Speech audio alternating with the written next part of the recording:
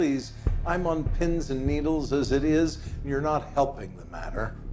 I want you to hire an attorney. And I appreciate your concern. It's my obligation to let you know what you're up against. A motion to suppress involves a complex legal analysis, one that should be done by someone with a legal education. Which I have. You'll need to explain that. We're both legal professionals. Your business is to apply the law, mine is to break it. You studied your profession, why would you assume I haven't studied mine? So, you're familiar with the legal standard I'll be using to evaluate Officer Baldwin's search? If you're referring to the reasonable suspicion standard as articulated by Justice Warren in Terry versus Ohio, I am. Fair enough, Mr. Reddington. Though it may literally be your funeral, let's proceed. Apologies, Your Honor. If I could request a brief recess. Oh, here we go. I'm sorry, did you say something? Let me guess, your suit isn't quite pressed to your liking, or did you prefer sparkling water instead of still? Michael, really, the process is brutal enough. I'm doing my very best, despite my feelings about you. You could at least make the effort to be civil. Denied. I see no reason to break this early unless it's some kind of emergency. That it is. I need to meet with the FBI about a time-sensitive case. My immunity agreement may be in jeopardy, but while it remains intact, I intend to live up to its obligations. You can't just pause the legal proceedings to give me a case. I have a The situation. judge is furious. Ever since word of my capture hit the press, certain associates are looking to kick me to the curb. I know you've got a lot of enemies out there, but right now your biggest enemy is in that courtroom. Harris Van Ness. What if you lose this hearing and they throw out your immunity? Do you know who I'm talking about, Harris Van Ness? The billionaire, big in cargo freighters, died in a fire last week. Van Ness was murdered because of his business affiliations with me. You're being paranoid. It was an accident. There are no accidents around me, not unless they're on purpose. Reddington claims the explosion was a targeted hit, aimed at Van Ness, because he's supporting Reddington in ongoing business dealings. What business? Van Ness is one of a group of associates, some of whom want to sever ties with Reddington because of his arrest. One percenter gets knocked off for being in league with Reddington, and now he wants us to find his killer. And Reddington has no idea who did it? He's got a lot of enemies who want a piece of his empire. Lucky for him, he's got the FBI to protect him. As for protecting Reddington, he's our CI. Should he ever get out of prison, we're going to want him to be as powerful as possible. Let's start with the family. My guess is a man of his wealth is going to have a lot of people coming out of the woodwork. How many people were given notice? 32. Mr. Van Ness had many bequests. We understand that the reading of the will can be emotional. We'll do what we can to respect that. I'm sorry, what's your name? We might have some questions after we talk to the family. I don't know why you'd have any questions. Paper said it was an accident. These are good people. You want to respect them, let them mourn in peace. $10 million each to Human Rights Watch, the NAACP, and Brown University. The remainder of my estate I leave to my son, Timothy Peterson. I don't think Van Ness had kids. Apparently neither did anyone else. Harris wanted this letter read, along with his will. Timothy, forgive me. I loved your mother, but I didn't have the courage to stay with her. I know this is an awkward way to introduce you to your extended family, but it's the only way I know how to make amends. Take the fruits of my labor and do great things. Love, your father.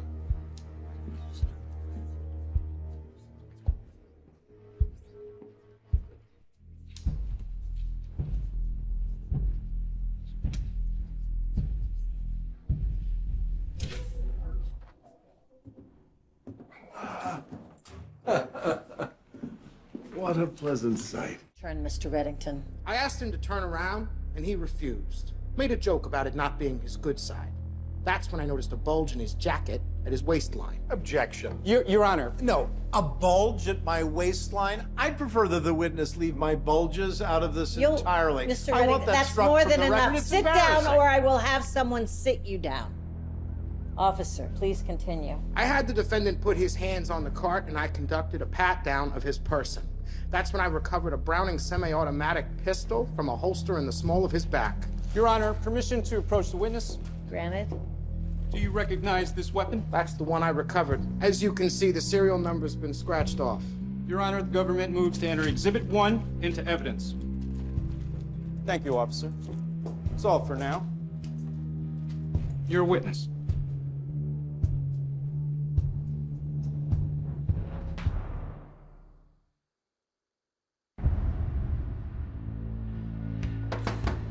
Hey, guys, Peterson's story checks out. He was given up by his birth mother, raised in foster care, and has an alibi for the night Van Ness died. Cameras at the bowling alley show him working that night. So this guy really is the luckiest halfwit in history. Or the biggest mark. What did you learn about the company he keeps? Helen Litke, Marcus Duncan, Deirdre Morey. His sister, brother-in-law, and girlfriend. We're still waiting on background information for Litke and Duncan, but the girlfriend told you she was a second-grade teacher in Bedford? The Virginia school system has no record of her. Driver's license and social security number registered to Deirdre Morey are less than 12 months old. She said she met Peterson a year ago. Keen, wrestler. Time to have a little chat with Miss Morey, wherever she really is. That radio run, according to your arrest report, it was based on an anonymous tip. That's correct. So someone called 911 and said that a white man in his 50s, wearing a suit and a hat, was in the vicinity of the Red Brow Tavern, and that man had a gun. Yes. And this tip came from someone you never spoke to, someone who also refused to give his or her name to the police operator. Yes. Completely anonymous, not a trusted source, known to have been reliable in the past. That's true. But I didn't arrest you based only on the tip. I conducted my own investigation. What investigation was that? I asked for identification. Which I provided immediately. A false ID. No, you didn't know that at the time. That license was created by the preeminent document forger in the world. Not in this country, on the planet. There's not a chance you could have known it was a fake. You look nervous. Furtive. Officer Baldwin, I've been evading the police and law enforcement for almost 30 years. I'm the most wanted man in the world. At the time of our encounter, I was armed with a Browning 9mm semi-automatic with a round in the chamber and the hammer cocked. Do you really expect this court to believe that a marshmallow disguised as a patrol officer, a comic figure in an ill-fitting uniform, could possibly make me nervous? Objection. Sustained. You think this is funny? You're a real smart guy, huh? Well, we'll see how smart you are. There he is. There's the real Officer Baldwin. You didn't search me for looking nervous. The truth is I was disrespectful. No. I was disrespectful, you got angry, and you decided right then and there to show me you were in charge. That's not true. I was a wise ass. You said as much to your fellow officers at the scene. Tell you what, I'll apologize for my behavior if you apologize for the illegal pat-down that has exposed me to the death penalty. No? Think about it. No further questions.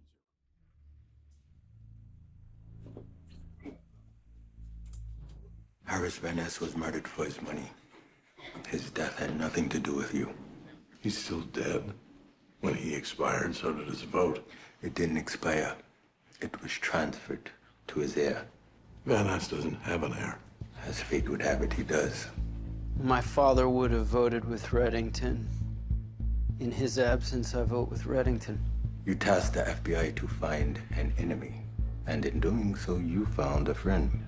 What a pleasant surprise. Sometimes you make your own fate. Sometimes fate makes you. All rise.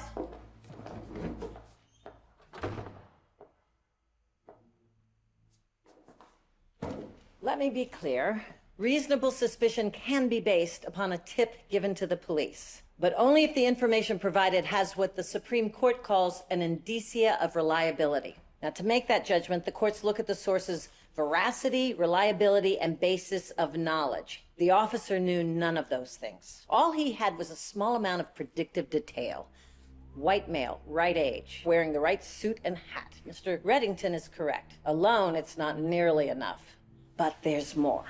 The officer made his own observations. In his view, the defendant seemed nervous. Whatever looks the defendant gave, he interpreted as furtive. The defendant resisted his instruction to turn around. Is that enough? It probably wouldn't have been for me. But the issue is not whether I would have patted Mr. Reddington down. The issue is, was the decision to do so manifestly unreasonable? I find that it wasn't. Accordingly, the defendant's motion to suppress the gun seized from his possession is hereby denied.